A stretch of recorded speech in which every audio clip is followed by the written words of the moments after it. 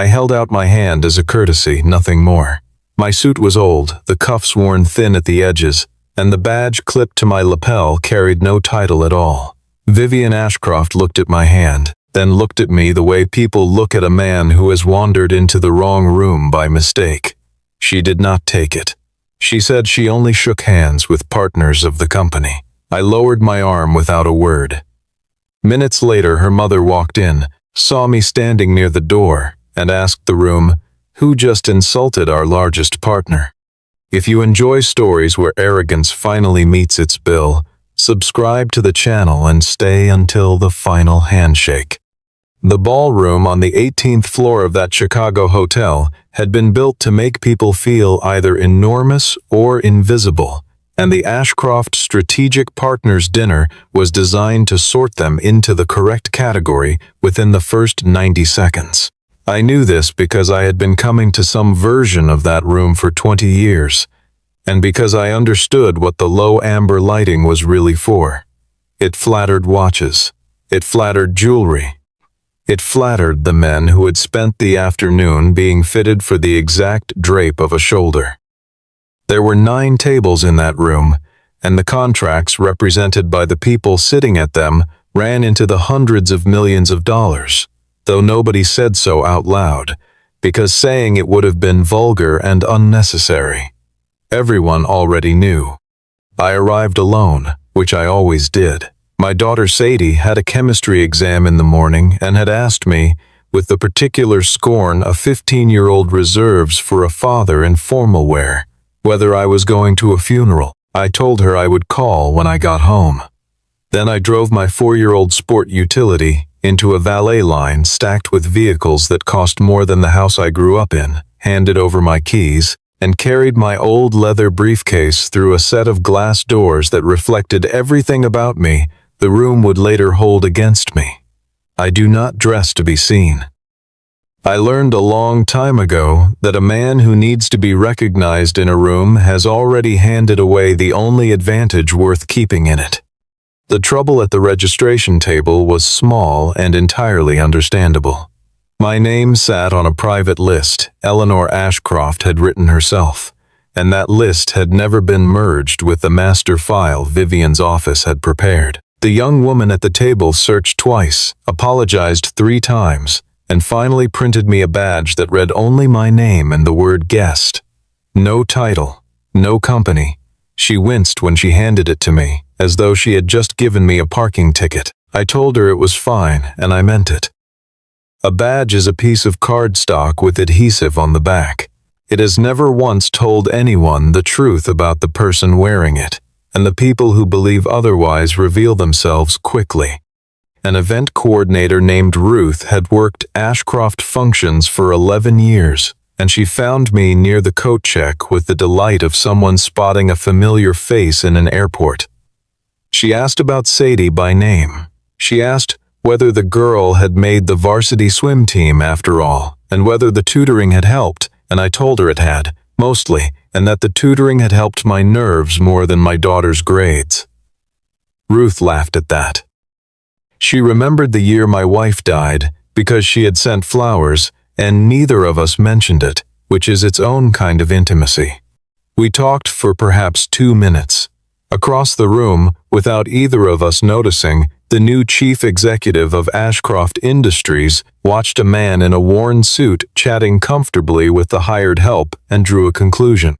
Vivian Ashcroft was 38 years old and 6 weeks into the job, and I want to be fair to her, because a story where the arrogant woman is simply born a monster is a story that teaches nobody anything. She was smart.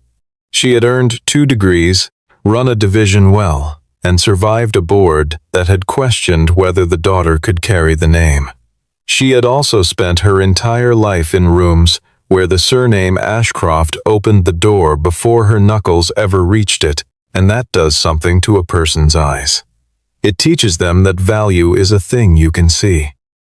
That evening she was carrying the specific terror of a woman who believed the whole night was an audition, and terrified people are the most ruthless sorters in any room. I walked toward her because it seemed like the polite thing to do. The renewal on her company's distribution contract was sitting on my desk unsigned, and I had never met her face to face, so it struck me as absurd to eat dinner in her building and not introduce myself. She was finishing a greeting with a hedge fund man whose cufflinks caught the light, and when she turned toward me, her expression was still warm from him, and I watched the warmth drain out of it in real time as her eyes traveled down. "My name," I said, "Owen Hale." I told her I was glad to finally meet her. I extended my hand. She did not extend hers. She looked at my wrist, at the cuff that had been laundered too many times, and something in her face settled into a decision. She said she believed this section of the room was reserved for strategic partners. I said that was correct, because it was, and because I assumed we were agreeing. She heard it as a man who had not understood a hint, so she made the hint into a wall. She said, with a pleasant coolness that was somehow worse than shouting, that she only shook hands with people she actually had business with that evening. My hand stayed in the air exactly 1 second longer. Then I brought it back to my side. I did not raise my voice, and I did not tell her who I was, and I want to be precise about why, because it was not nobility, it was information. A man who announces his position has purchased a performance from the person in front of him, and I have never once learned anything true from a performance. Silence, on the other hand, is the cheapest diagnostic instrument ever invented. So I said nothing, and she turned half a step away, and she spoke to her assistant in a voice pitched with deliberate carelessness at a volume she knew I would catch. She said to make sure guests who were not on the partner list did not linger near the head table. Then she moved on to the next set of cufflinks, and I stood there for a moment, and I took out my phone. I sent 4 words to Mason Reed, my chief operating officer, a man who has worked beside me for 14 years, and who has never once needed a paragraph when a sentence would do. Pause the renewal tonight. I put the phone back in my pocket. Somewhere behind me, a string trio began a piece designed to be ignored. Waiters lifted trays of something involving beef and a reduction, and 9 tables of extremely comfortable people continued to believe that the evening was going exactly as planned. It was, in a sense, just not the plan anyone in that room had written. The event staff came for me 8 minutes later, and they were gentle about it, which made it worse for them than for me. A young man named Trevor with a headset and a clipboard approached with the particular posture of someone carrying an order he does not agree with. He said there had been a seating adjustment. He said there was a table near the windows. A lovely table, really, with a wonderful view of the river. I have been moved before, in worse rooms, for worse reasons, and I have never once found it useful to make a stranger pay for a decision made above him. So I picked up my briefcase and I asked him one question only. I asked whether this was the chief executive's request. Trevor's ears went red. He said quietly that it was, and I told him to do exactly what she had asked because that was his job and he was doing it well. And I followed him to the table by the windows and sat down in a chair that faced the room instead of the water. Understand something. I could have ended it there with 9 words. I could have said the name of my company and watched the color leave 4 faces and had the head table rearranged around me inside a minute. I did not want that. I wanted to see the whole shape of the thing. You cannot measure the depth of a hole by standing at the edge and shouting into it. Word moves through a room like that faster than management ever believes it does. 2 chief executives from mid-size manufacturing firms recognized me across the floor and began working their way over, delayed by handshakes they could not politely skip. A regional bank president lifted his glass to me and frowned at where I was sitting. And Graham Whitmore, the chief financial officer of Ashcroft Industries, a pragmatic 52-year-old man who knew the exact percentage of his company's freight that moved through my warehouses, turned from a conversation, saw me seated at the overflow table by the windows, and went the color of wet paper. He started toward me. He did not make it. Vivian caught his elbow and folded him into a cluster of investors who wanted to hear about the fourth quarter. And while he stood there answering questions about margin, she leaned toward him and said something she considered a small piece of housekeeping. She said they needed to tighten the guest list, that she had just seen someone in the room who clearly did not belong on that tier. Graham asked which person. Vivian tilted her chin toward the windows, toward the man in the old Navy suit sitting alone with a leather briefcase, and Graham's whole face changed in a way she registered but misread. He asked her what she had said to him. She answered lightly. She said she had simply reminded him that this was not an event for anyone holding a guest badge. My phone rang at the window table, and I took it, because Mason does not call twice. He told me what I already knew and wanted confirmed out loud. The renewal was complete. Legal had cleared it. The pricing was locked. The capacity commitments were modeled through the next 5 years, and the only thing standing between the two companies and half a decade of certainty was my signature on the final page. He also told me the other half.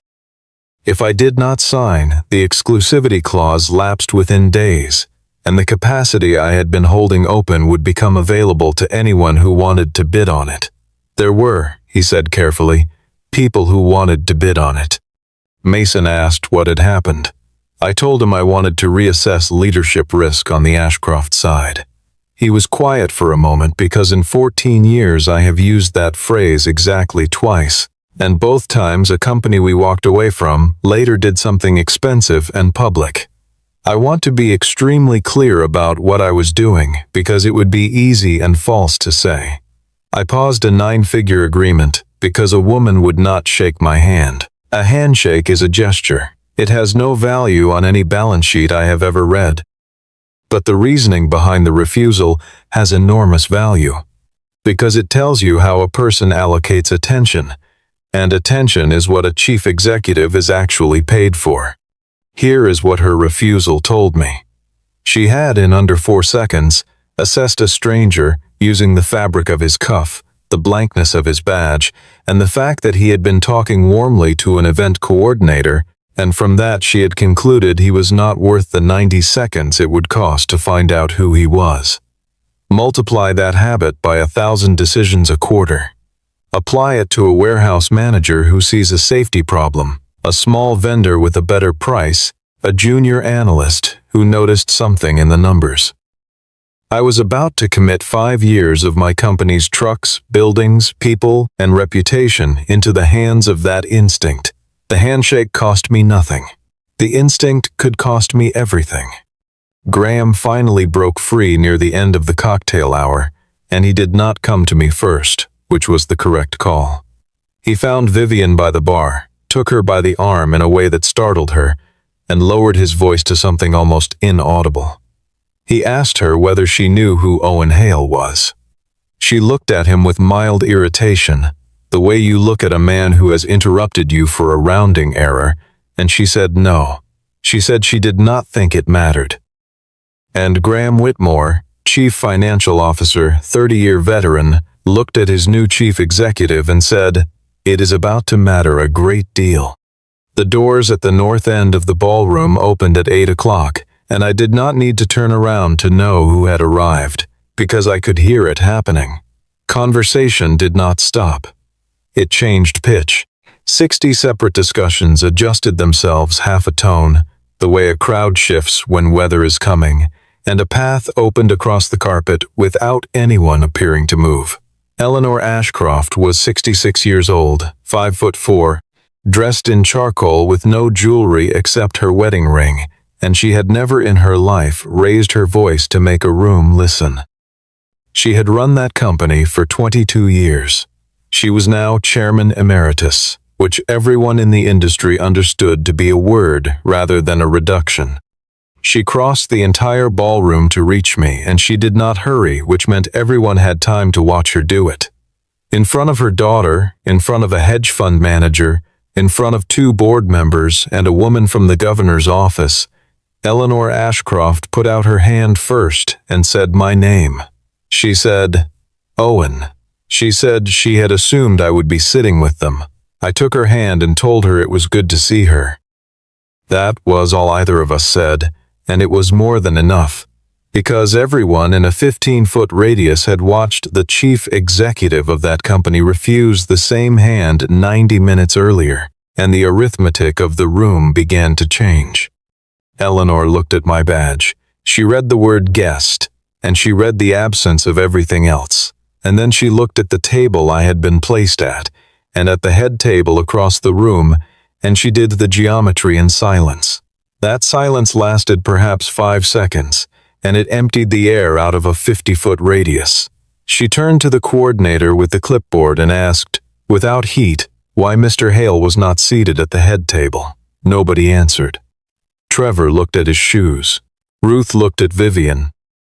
And Vivian stepped forward to take command of a situation she still did not understand, which is the most expensive thing an executive can do. She said there had been some confusion with the guest list. Her mother repeated the phrase back to her as a question. What sort of confusion? Vivian said that the gentleman had not clearly identified his position and that she had been protecting the space reserved for the company's most significant partners. And I watched her build that sentence in real time, and I watched her mother listen to every brick of it. Eleanor did not answer her daughter. She turned instead to her chief financial officer, and she asked him a question in the flat tone of a woman reading a meter. Graham, what portion of our current domestic distribution capacity runs through Redwood Meridian Logistics? Graham Whitmore did not want to say it. He said it anyway, because the alternative was worse. 38% of domestic capacity. Eleanor nodded once, as though confirming a number she had known for years, which she had. And which contract, she asked, is the largest one currently awaiting renewal? Redwood Meridian, he said, and I watched the understanding arrive in Vivian Ashcroft's face, not all at once but in layers, the way water finds the low parts of a floor. Her eyes came to me. She looked at the worn cuff. She looked at the briefcase. She looked at the badge that said guest, and then she looked at my face, and she was seeing an entirely different man in the same suit. Eleanor turned to the cluster of senior managers standing frozen around the head table, and she asked the question that ended the first half of that evening. She asked, so who just insulted our largest partner? Nobody pointed. Nobody had to. There is a particular quality to the silence in a room where 40 people are all being careful not to look at the same person, and Vivian stood inside that silence with her chin up, which I respected slightly more than I wanted to. Then Graham's phone buzzed against the tablecloth. He read it. He read it again. And the color that had come back into his face left it for good. Because the message from his own team said that Redwood Meridian had paused renewal negotiations. Vivian Ashcroft's first instinct was to shrink the thing, and I understood the impulse, because a small problem can be managed and a large one cannot. She came to me at the window table with a glass of wine she never drank from, and she said in a voice arranged for the people listening that if I had introduced myself fully at the beginning, none of this would have happened. That was her second mistake, and it was larger than the first. The first was a bad reflex. The second was a choice, made with information, in front of witnesses, to hand the responsibility for an insult to the person who had received it. I told her, evenly, that I had said my name. She said I had not said I owned Redwood Meridian, and I said the only thing there was to say, which was that she had not asked. The pause after that cost her more than anything I could have added to it. Behind her, Eleanor closed her eyes briefly, and I knew what that meant.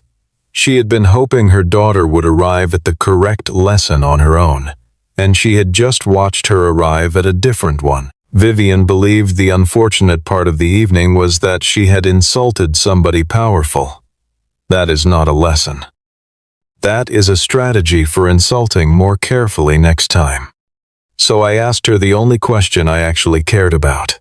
I asked whether, if I truly had been nothing but a guest with no title, the way she treated me would have been correct. She did not answer.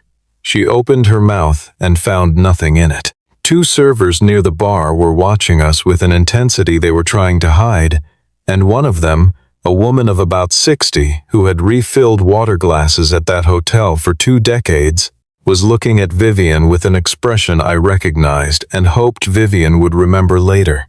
It was not anger, it was recognition. It was a person hearing her own experience described out loud by someone the room was finally required to listen to. Eleanor asked me directly whether the pause on the renewal was about a handshake, and she asked it in front of everyone because she wanted the answer on the record. I told her no. I said a handshake is not worth hundreds of millions of dollars, but a chief executive's judgment is. I explained briefly because a long speech would have turned a diagnosis into a performance. Redwood Meridian was about to commit warehouses, fleet capacity, hiring plans, and 5 years of operational priority to Ashcroft Industries. That commitment is not a transaction.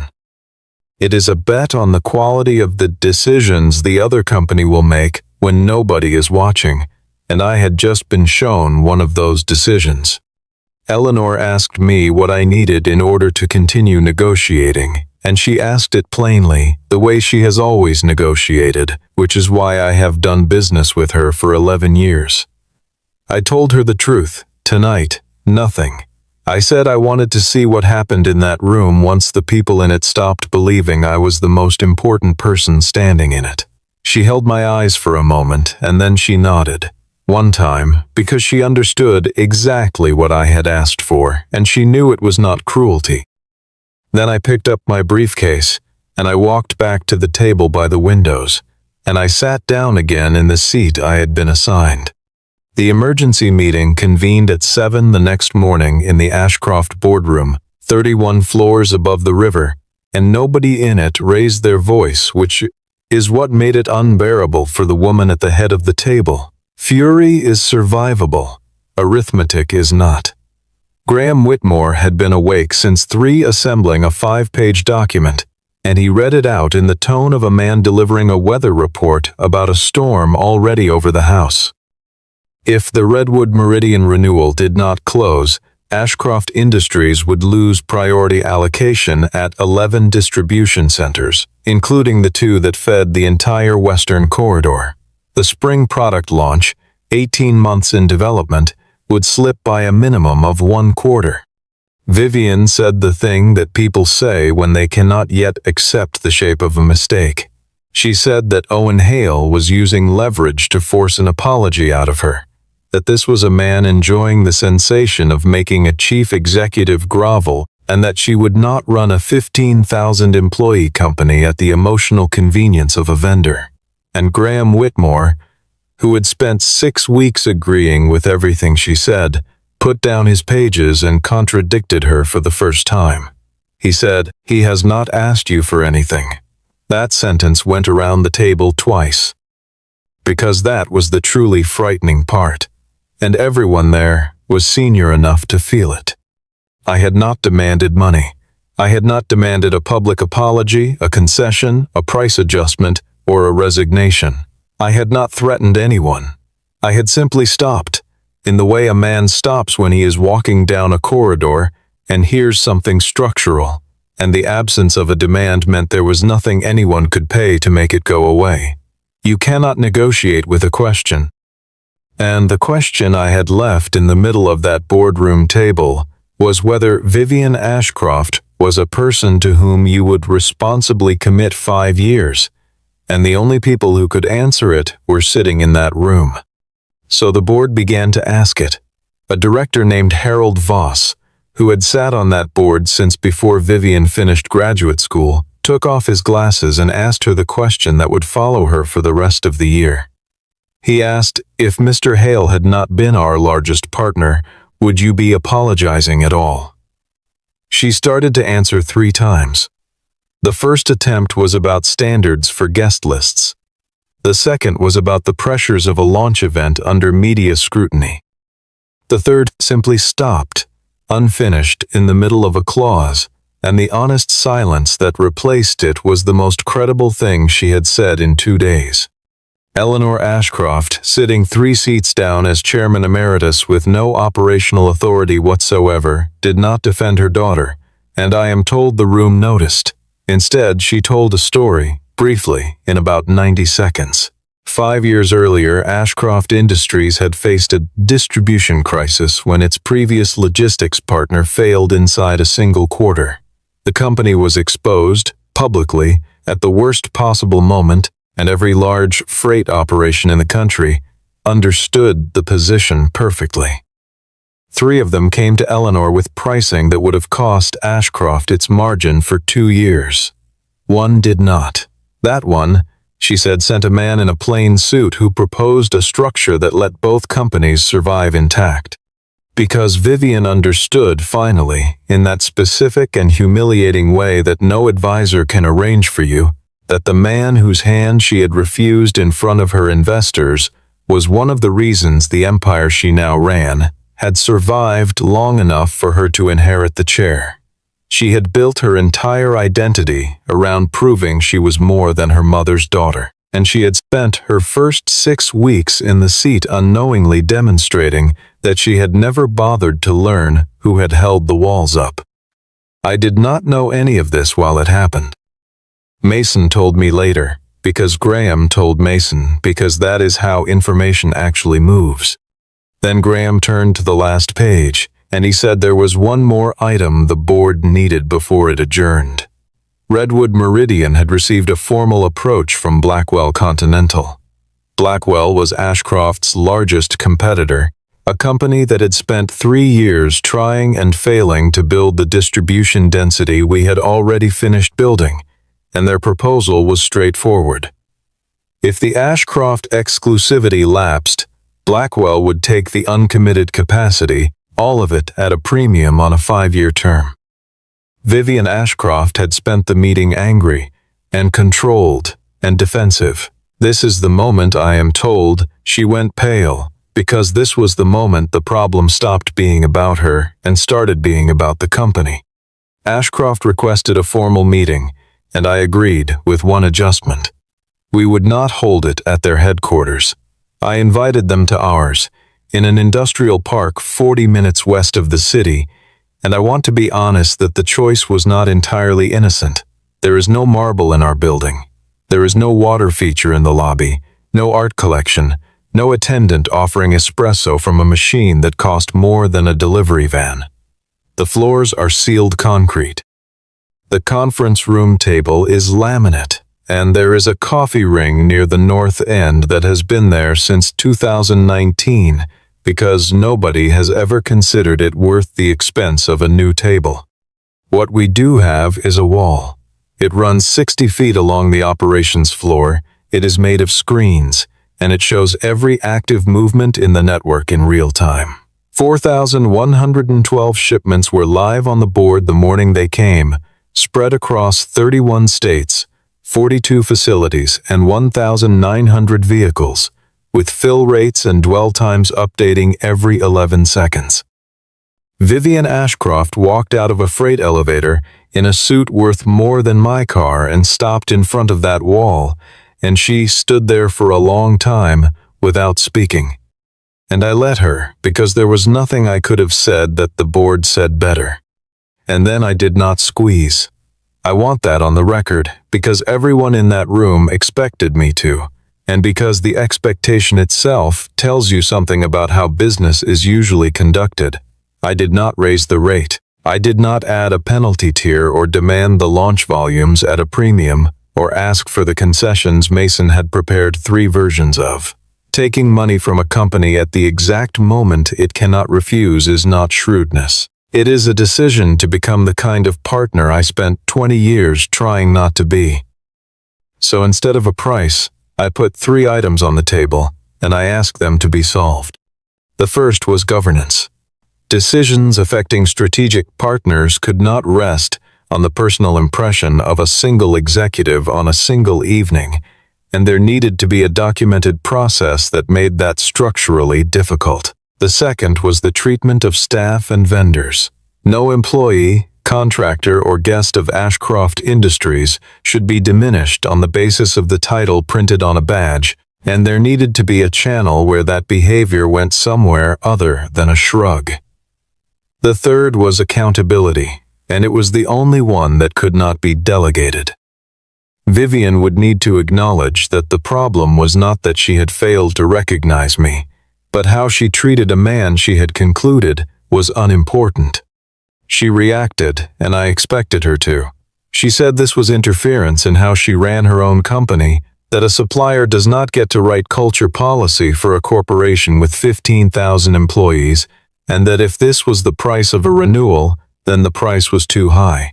And I gave her the only answer I had. I said, "This is not how I decide to run your company. This is how I decide which companies mine will work with." 14 words. I watched them reverse the entire architecture of the room, because she had been arguing about her sovereignty, and I had never once been contesting it. I was exercising mine. Then she tried the last argument available to her, and she tried it with real feeling, which is why I think it was the beginning of something. She asked whether I was genuinely prepared to destroy an 11-year relationship over a handshake, and I told her no. I told her she still thought this was about the handshake. Then I opened the briefcase, the old one, and set a file on the laminate table, and I did not slide it toward her dramatically because that is a thing people do in films. I simply put it down and told her what was inside it, and I let her decide whether to open it. Inside were 19 items collected over 5 weeks by my own vendor relations team, because we track how our partners' offices treat the smaller companies in a joint network, since that is a leading indicator of trouble. None of it was scandal. Not one item was actionable or reportable, or the sort of thing that appears in a filing. It was a pattern which is far worse. Meetings with small suppliers, rescheduled 4 and 5 times. A regional carrier's principal kept waiting 50 minutes, and then handed to a junior coordinator. A warehouse manager with 19 years of service interrupted twice in a review and told his concern about a dock configuration was operational rather than strategic.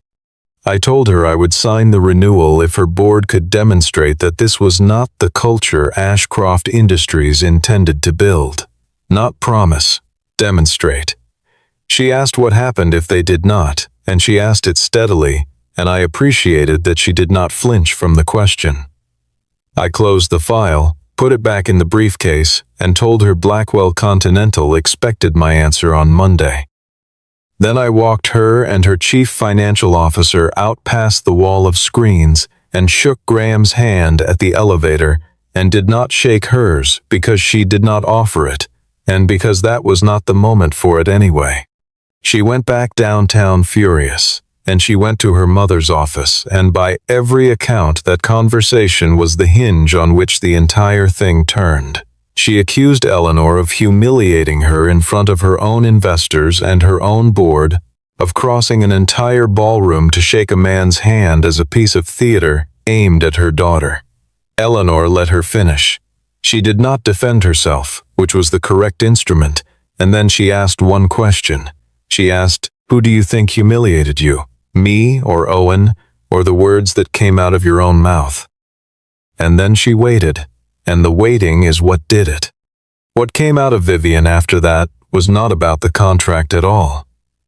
She had spent 38 years being introduced as Eleanor Ashcroft's daughter, that every promotion she had earned had been credited to a surname, that she had walked into her first board meeting as chief executive, knowing that half the table was waiting to be proven right about nepotism. She said she had spent her entire life demanding that people look past the name and see her actual capability, and she said it with genuine grief, and her mother told her that the pressure was real and that she had never once pretended otherwise. Then Eleanor named the contradiction, and she did it in one sentence, and I have thought about that sentence a great deal since. She told her daughter, "You want the world to see the ability behind the Ashcroft name, and you would not even look to see what was behind the name Owen Hale." She pointed out that everything Vivian resented being judged by was precisely what she had used to judge me. A word on a badge, the cut of a jacket, the age of a vehicle in a valet line, the location of an assigned chair. Vivian had built her whole identity in opposition to a system whose logic she had internalized completely. Vivian ran out of arguments. She did not, however, instantly become a better person, because people do not work that way, and the version of this story where she does is a lie designed to make everyone comfortable. She still wanted the contract saved. Her first practical move was to have the communications team draft an apology, and they produced a good one, in the sense that it was carefully engineered to acknowledge nothing legally durable while conveying enormous feeling. She brought it to her mother for approval. Eleanor read one paragraph, tore the page in half, and set both halves on the desk without any particular drama. She told her, if the lawyers write your apology, Owen will know before he finishes the second line. Then she left her daughter alone in the office with the two halves of a page and no plan, and I think that emptiness did more work than any speech. Because what Vivian did next, she did without an advisor, and without a script, and without telling anyone. She had the hotel send over the security footage of the reception, not the ballroom cameras that faced the stage. The lobby-side camera, the one on the northeast corner, the angle that showed the floor near the head table between 7 and 7:30. She watched herself from the outside for the first time in her life. She watched a man in an old Navy suit approach, say something brief, and extend his hand. She watched her own eyes drop to his cuff. She watched her head tilt, watched the small recalculation happen in her face, watched herself let that hand hang in the air and then turn a quarter step away. And then she kept watching, because 90 seconds later, on the same camera, a man arrived whose title she knew, and she watched herself reach out first, with both warmth and speed, and hold his hand with two of hers. There was no business reason for the difference. Both men had walked in from the same elevator. One had a title on a badge and one did not, and that was the entire variable, and it was recorded at 30 frames per second from 11 feet away. Graham told me she watched that 30-second segment 11 times. I believe him because of what she did with the next 4 days, and because when I finally saw her again, she had the specific exhaustion of a person who has stopped arguing with something true. That is the only genuine conversion I have ever trusted. It does not come from being told. It comes from being shown yourself. She did not call me. I want to be emphatic about that, because it is the detail that changed my mind, and because calling me would have been the obvious move for a woman with a Monday deadline and a 9-figure exposure. Instead, she went back to the people she had treated poorly, who had no leverage over her whatsoever. She started with Trevor, the young coordinator who had been sent to move me to the window table, and she apologized to him in a hallway, by himself, for putting him in that position. Then Ruth, the event manager who had worked 11 years of Ashcroft functions. Then a warehouse manager in Joliet named Dale Prescott, in person, on the dock, in his office, for 20 minutes. Monday morning I walked into our conference room at 8, and there were 2 contracts on the laminate table, side by side, both of them tabbed and initialed and ready, each representing 5 years of my company's capacity and roughly the same amount of money. Ashcroft Industries on the left, Blackwell Continental on the right. Mason had put them there without a word, which is his way of asking a question. The coffee ring was still on the north end of the table. I picked up a pen, and then I put it down, because the people from Ashcroft were 9 minutes away, and there was one thing left that I needed to see. Vivian Ashcroft arrived without a communications team, without counsel, and without her mother. I had expected Eleanor, and her absence told me the decision had been made somewhere I could not see. She sat down across from me with Graham beside her and one folder in front of her, and she did not open with the folder. She apologized first, and she did it in about 40 words, and there was no conditional clause anywhere in it. She did not say, "If I had known who you were." She did not say, "In the context of a difficult evening." She simply said the thing. She said she had decided what I was worth before she knew anything about me. She said that was wrong whether I owned Redwood Meridian Logistics or whether I was the man bringing coffee into that room, and that the second version was actually the one she needed to answer for, because that was the man she believed she was speaking to. I have been apologized to many times in my life, mostly in writing, mostly by people optimizing for exposure. That was the first apology I had received in a decade that was aimed at the actual offense rather than at its consequences. I did not tell her so, and I did not forgive her, because forgiveness was not what I was there to transact. I asked what had changed at Ashcroft, and she opened the folder, and she read out what the board had adopted the previous Thursday. A partner engagement protocol that applied identical response standards regardless of vendor size, with escalation timelines that did not vary by revenue. Vendor complaints routed directly to compliance rather than through the office they concerned. A formal review of her own leadership at 6 months, conducted by 2 outside directors, with a written finding delivered to the full board, and the item I had not asked for and did not expect. During that probationary period, she surrendered unilateral authority to alter major strategic agreements. She had accepted a real cost, in writing, that would be visible to every person she needed to lead, and she had done it without using her mother as an eraser. Graham confirmed each item as she read it and added one she had left out, which is that she had asked for the 6-month review herself, and had asked that its findings be minuted rather than summarized.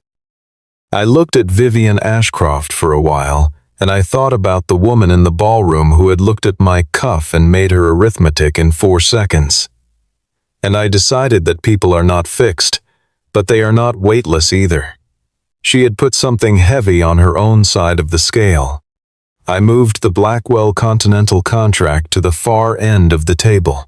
I did not sign the other one immediately, because the moment deserved to be exactly what it was, rather than a piece of theater with a flourish at the end. I told her Redwood Meridian would renew with Ashcroft Industries, with the 3 governance provisions written into the agreement as conditions rather than sentiments, and at the pricing we had modeled in February. Not the leverage pricing, not the Blackwell premium. The original number unchanged from before any of it happened. Mason's eyebrows moved about a millimeter, which for Mason is an outburst. He asked me afterward, reasonably, why I had left $11 million on that table. I told him what I have believed since I was 31 years old and watched a supplier bleed. A company I worked for at the precise moment it could not fight back. A good partner does not exploit the other side's worst moment. But a good partner also does not pretend that nothing happened, because pretending is how patterns survive. Those 2 sentences are the entire operating philosophy of my company, and they are the reason Eleanor Ashcroft trusted me 5 years ago in a room where 3 larger firms had come to feast. I signed the contract. Ashcroft Industries kept its largest partner, its distribution network, and its spring launch. Vivian Ashcroft did not win anything. She kept her job under a set of restrictions that had not existed the week before, with a review on her calendar and a board that had watched her fail to answer a simple question, and what she received was not vindication but a chance to demonstrate that she belonged in the chair. That distinction matters to me. Stories where the arrogant person is destroyed are satisfying for 11 seconds and teach nobody anything. What actually changes an institution is a person who has to stay and be watched and do better in front of the people who saw. When the meeting ended and the folders were closed, she stood up on the other side of that laminate table with the coffee ring on it, and she put out her hand first. I looked at it for a moment, and I want to be honest that the symmetry was not lost on me, and that a small, cheap part of me understood exactly how long I could have let it hang there. I did not let it hang there, because doing so would have made me a man who had learned the same lesson she had just unlearned. I took her hand and I shook it properly, once, the way you do. She said, Thank you for not treating me the way I treated you, and I told her the only thing I actually wanted her to carry out of that building. Do not thank me, I said. Remember how this felt the next time the person across from you has no title on their badge. She nodded, and she did not say anything else, and Graham Whitmore shook my hand at the elevator with a grip that had a great deal of relief in it. Then they were gone, and Mason and I went back to the wall of screens, where 4,306 shipments were live, and none of them cared about any of this. The thing I remember is from a partner reception the following autumn, in a smaller room in a less impressive hotel.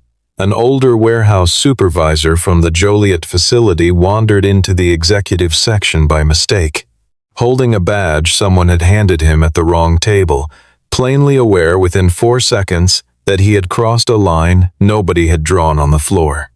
An assistant moved to escort him out. Vivian stopped her with 2 fingers on her forearm and crossed the room herself. She put out her hand first. She did not ask him what he did or who he reported to. She asked him his name, and then she asked him about the dock.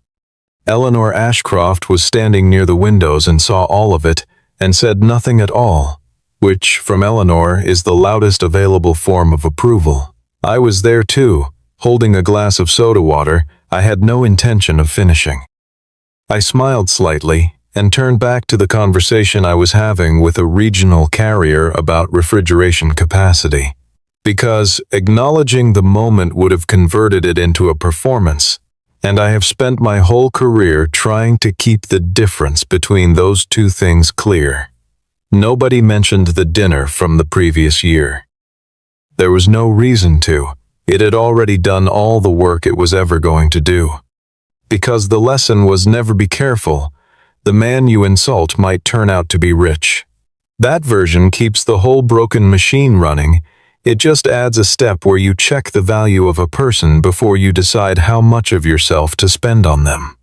The actual lesson is simpler and harder. If you only extend respect to people with power, you were never being respectful at all. You were being obedient to status, and those two things look identical from the outside, right up until the moment somebody without a title walks into the room and you are the only one who cannot tell the difference. I left that reception early, the way I always do. There was no car service waiting at the curb and no assistant carrying my coat, and the same 4-year-old sport utility was parked in the 3rd row of the lot with a hockey bag in the back and a chemistry review sheet in the passenger seat footwell where my daughter had left it. I had promised Sadie I would call when I got on the road, and she picks up on the 2nd ring, always, even at 17, even when she is pretending to be annoyed. The man that room had once decided was not important enough to shake hands with drove home, without needing to prove one more thing to anybody.